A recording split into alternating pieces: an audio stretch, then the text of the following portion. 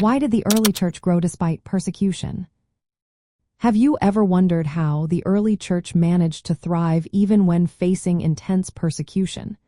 It's a fascinating story that reveals the resilience of faith and the power of community. The growth of the early church can be traced back to several key factors that turned adversity into opportunity. First, persecution often caused believers to scatter.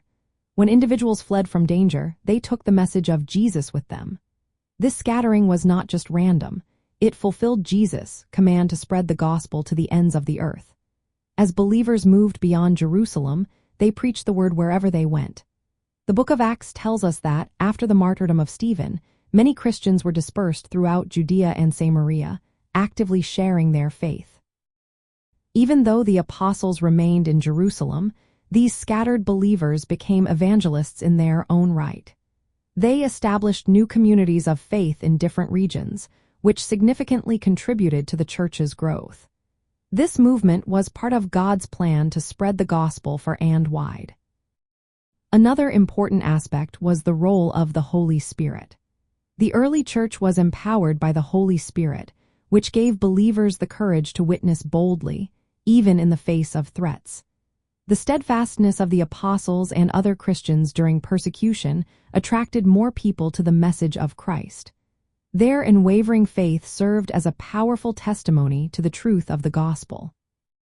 Persecution also acted as a test for new converts. Jesus' parable of the sower illustrates that while some may fall away when faced with challenges, those with deep roots in their faith endure and grow stronger. This refining process helped the church develop a committed and resilient community. Moreover, the early church's experience teaches us that challenges do not necessarily hinder spiritual growth.